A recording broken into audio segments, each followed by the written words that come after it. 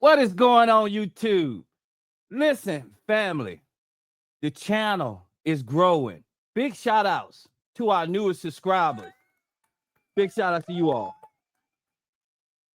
And not only that, family, not only that, we also have the folks, the channel members. You also can join. There's a join button down below that keeps the lights on, family, keeps everything coming in. Yeah. You know, family, there was a time when I started the channel, things would break. Like this sign over here, that sign over there, things would break down. And I would have to pay for everything out of my pocket. But now we have channel members. They help, they support, and big shout outs to you all once again. I got to show them again, JP and Blueprint for Prosperity. Yes, yes. Now, family, this video is content sensitive, is violent in nature. But before I move any further, this is a sponsored video. This video is sponsored by Smart Credit. Family, this is a 3-in-1 platform. You get $1 million worth of identity theft, okay? If you need to dispute anything on your credit, you can do that as well.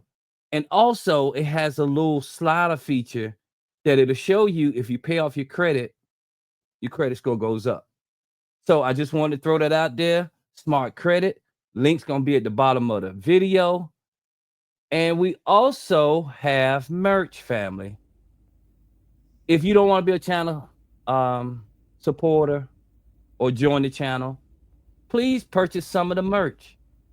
Support the channel, family, please. Okay. Like I said earlier, this video is graphic in nature. So if you have any kids watching it with you, please remove them. But also, could you imagine your first day on the job and you have to deal with this?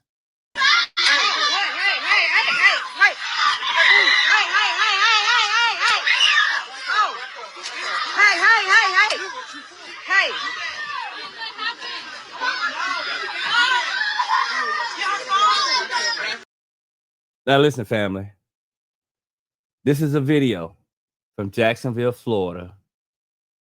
JSO is the police department. This officer, this is his first day pretty much on the job. This is his first encounter with the public, and it is absolutely horrendous. You hear me? So we're going to keep the show rolling. I'm going to continue playing the clip. And down in the comment sections, you tell me what you think.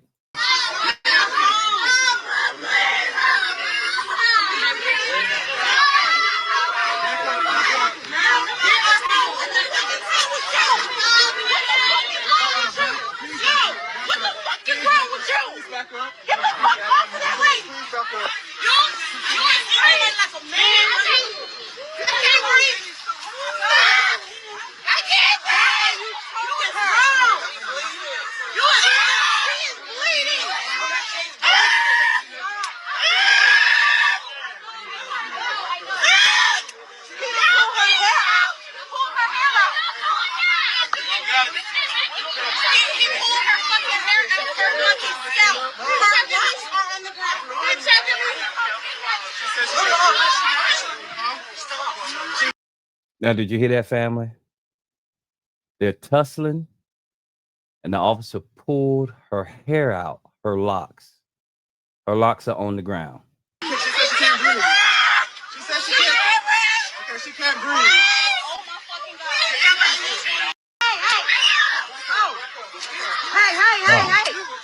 Hey.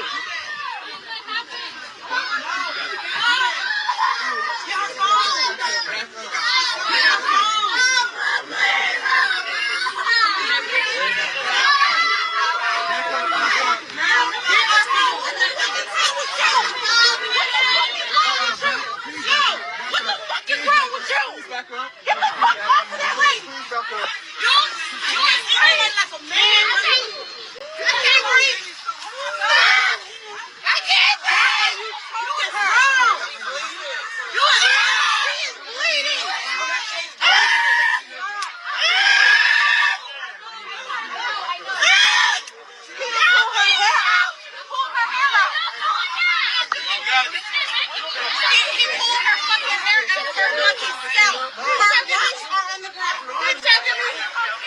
She said she can't breathe. She said she can't. Okay, she can't breathe. Oh my fucking God. Parking on the grass, and this is what the fuck they're doing. This is what they're doing. I got your umbrella. I got your umbrella. Okay, please. She can't. You're laying on her arm. You're laying on her arm. He's laying on her arm. Ma'am, if you could just.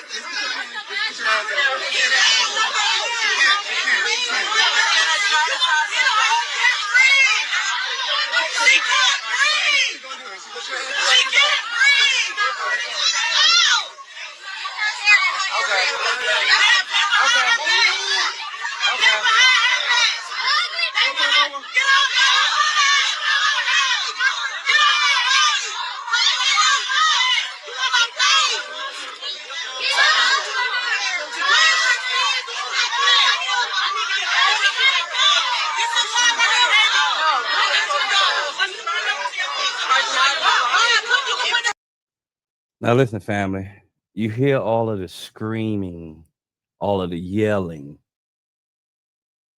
Okay, so let me start the video over and let the sheriff explain what went down.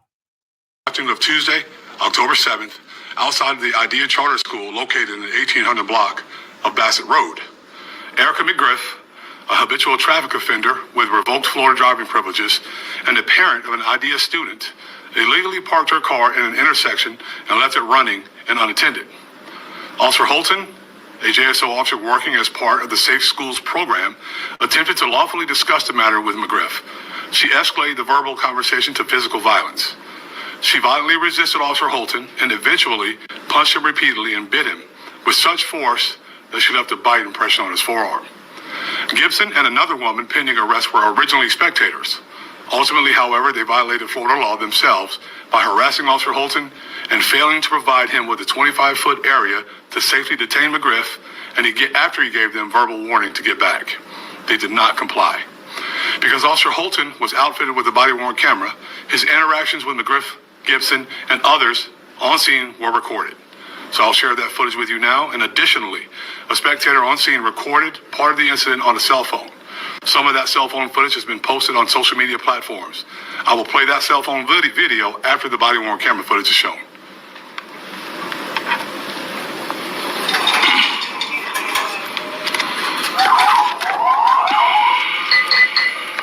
Hey, what are you doing? I need your license. I need your license. That's your car. I just saw you get out of the car.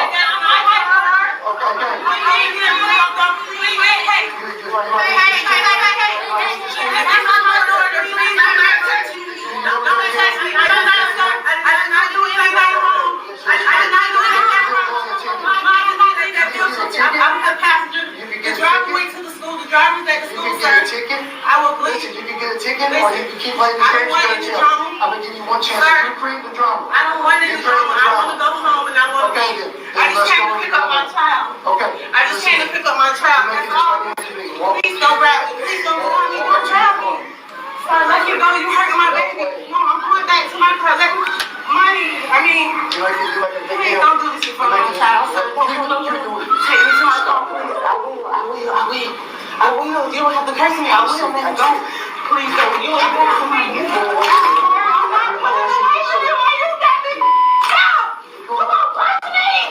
No, you're not hitting me! You're not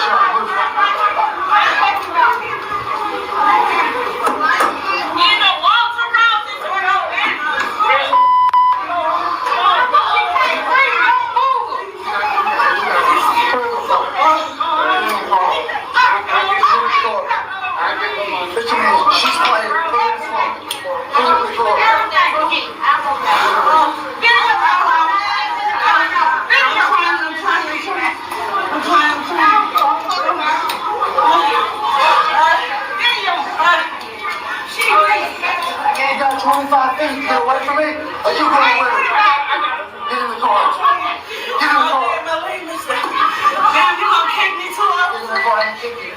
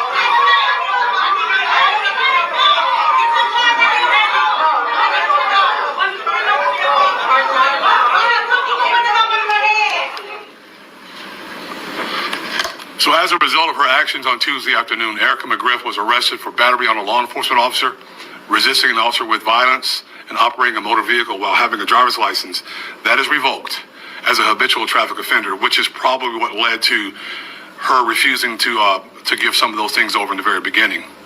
These charges are all third-degree felonies, each punishable by up to 5 years in Florida State Prison. Additionally, McGriff was cited for multiple traffic violations. So what's today's takeaway? If you violently resist our officers, if you punch them, if you bite them, you will be arrested. If you crowd and harass our officers or any first responder after a verbal warning, you will be arrested. JSO will always hold accountable those who violate the law.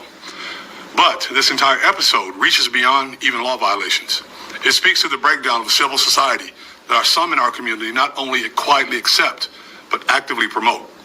So beyond breaking the law, these adults committed these acts in front of vulnerable and impressionable school children.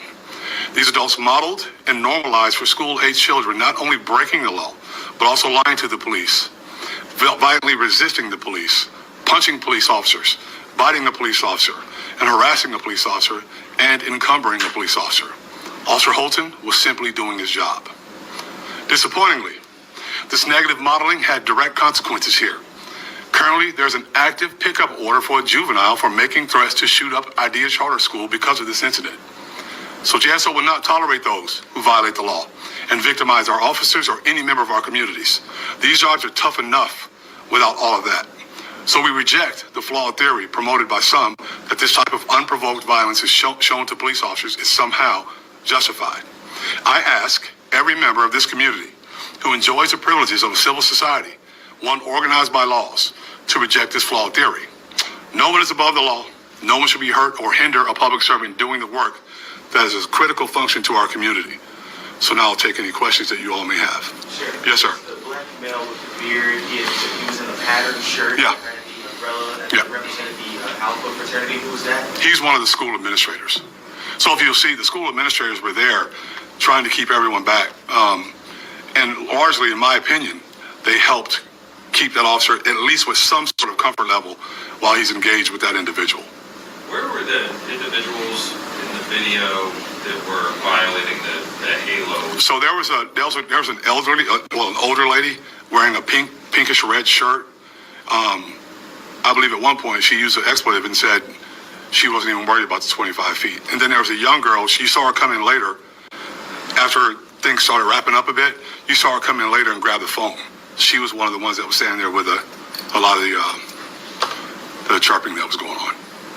The one who got the phone, what happens to that person? She's going to be arrested. Oh. Also, you'd say the officer was doing his job. He followed all DJs and training. Yeah. So the first thing we do before we even do this stuff, before we bring it out here, we look at it. We send it to our experts, our use of force experts, to look at everything that he does in that process. And he followed the rules. He followed the laws. It's shocking to me that you square up to fight a police officer just maybe when you're going to get a citation. You're probably going to end up going to jail because it's a third-degree felony for a revoked habitual traffic violator license. But it's remarkable to me that you're willing to stand up and go toe-to-toe, which is, I can't understand that. Was the officer there doing traffic for the idea school? And as far as, I know there was a scuffle getting her into restraint. Yep. Can you explain what took so long? And also, were there other officers, I guess, who were on the way? He was the only one that was there. He was there by himself. There were other officers that were on the way. But, sometimes if you're in different locations, it takes a little bit to get there. He was, I believe, I didn't speak to him directly. I believe he was trying to hold her until she kind of gassed out. And then eventually you saw, put her hands behind her back so he can get those handcuffs on her. She was saying that she couldn't breathe. It was kind of hard to tell what exactly kind of. Yeah, I'll give you a test. Jake, I'll give you a test. Go home and let your wife choke you and try to talk. You can hear whether someone's their airways being blocked or you can't talk. She could breathe. If you look underneath, you can see that his hands weren't even knotted together where he was pulling. He was just holding her to make sure that he could keep control of her. And it's pretty obvious he didn't want to go too far. He wanted to make sure he followed the rules and made sure he did this the best way that he could. And I commend him for that. The hard part is this is not an easy job. And it's not getting any easier. Now, we all volunteer to do this, right? We want to do this because we love where we live. It's not an easy job, and it's making it more difficult when police officers come out here and try to affect the law lawfully and do the things that we're supposed to do, and then you get surrounded like that. It's dangerous. Anything can happen. So we want to make sure that we let folks know as part of a public service announcement that if you do this and you're asked not to do it, you're going to get arrested. Because we're going to review it and you're going to get arrested. I care about this community being safe, and I care about the police officers that work here being safe, which is very important. You have to have some comfort level that you're going to know that you can go out there, take care of your job, and go home safely. So we want to make sure people understand that. Is this the first time JSO's made an arrest using the HALO law? This is the very first time, yes, sir. Sheriff, to follow up on Tara's question. Yeah. Was he working the school zone? Oh, I'm sorry. I didn't answer that. Or was he just passing through? No, he was working that school, not a school zone. So we have a safe schools program. When after the Marjorie Stoneman Douglas situation. He was the resource officer there.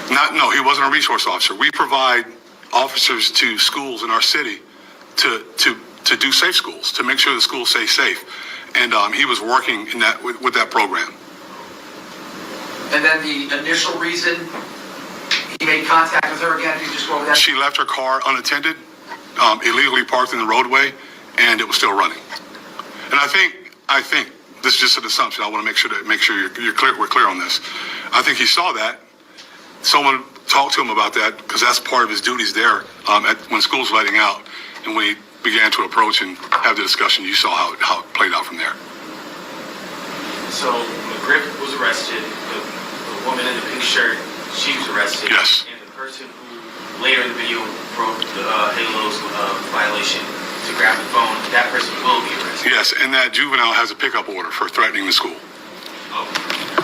So how does this work for officers? I know the HALO law's been in effect, but just as far as it would be more of a priority put on having that space for the officers can do their job. Yeah, so we'll train on it. We'll make sure we discuss, and they normally do that. You know, you get yourself in a situation like that, you normally say, get back, give me some space. But we'll train on it to make sure that they give that warning to get back. Sometimes if it's bad enough, Tariq, they're not going to be able to say, you have to give me 25 feet. They're going to say, get back, and that's going to serve as that warning to get back.